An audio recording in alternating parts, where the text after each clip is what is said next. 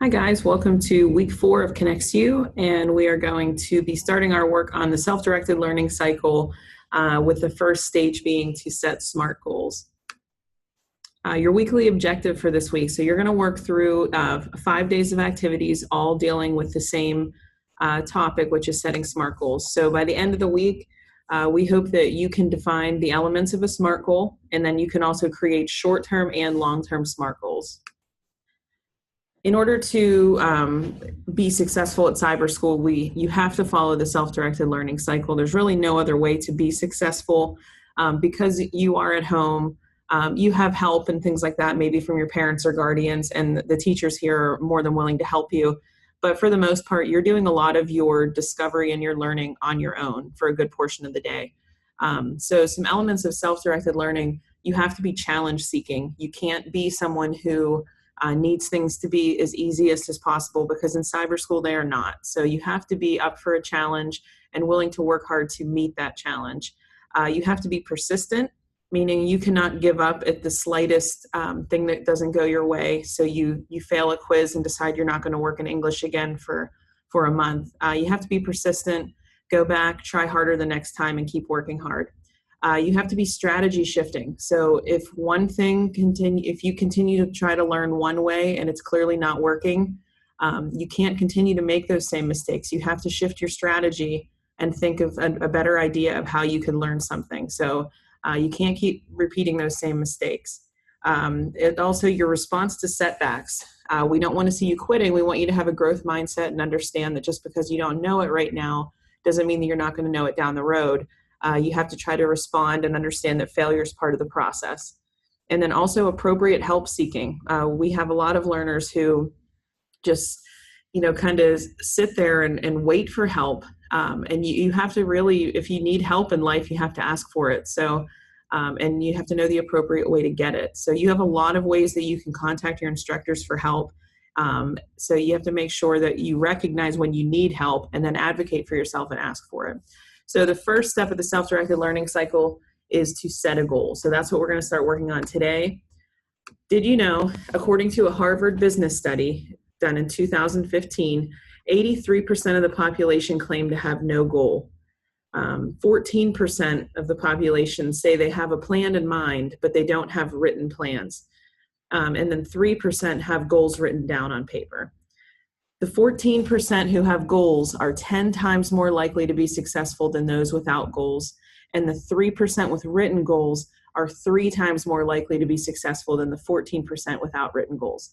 So basically, this study by Harvard, which is, one of the best colleges in the world, says that you are going to be extremely successful if you just write your goals down. You're more likely to come into fruition if you actually write it down rather than just thinking, hey, I want to do this, and then you forget about it and you're not held accountable.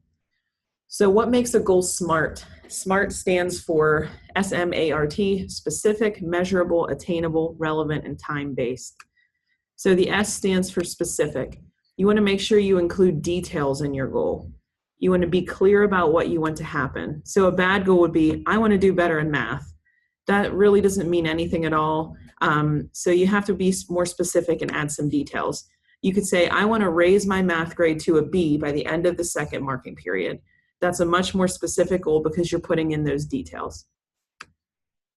The M stands for measurable. You want to ask yourself, how will I measure whether I have met my goal? What numbers will tell me that I have made it? So anytime you're doing a goal, you want to have some sort of number so you know when you actually met that goal. A bad goal, I want to do good on my next math test. A smarter goal would be, I want to get an 85 on my next math test. So put it in a number. That way you're defining good as an 85. That way you know when you've met that goal. A stands for attainable. Attainable basically just means achievable or within reach. You want to ask yourself, can this goal be done? A bad goal, I want to complete 75 English assignments in the next 2 days. While that might be attainable, that's just not a healthy goal, and it's not even relevant. We'll get to that one next. But that's a pretty awful goal. And if you get to that point in the year that you have to do 75 English assignments in 2 days, you have not been a very good self-directed learner. A smarter goal. I want to complete 3 English assignments per day for the next 10 days until I'm back on pace. That way you're actually going to be learning something in the process. You're not just rushing through, turning in poor quality work just to say you did 75 English assignments. So that's much more attainable or within reach than doing 75 in 2 days. R stands for relevant. So you want to ask yourself, is this goal worthwhile? Does it even mean something to me?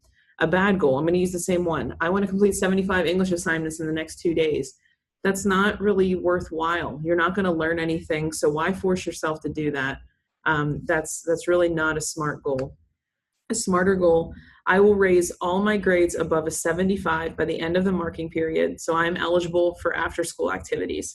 So the part that makes this relevant is how I added that part that says so, like, because you're explaining why it's important to you, so that I am eligible for after-school activities. That's why this is relevant to me.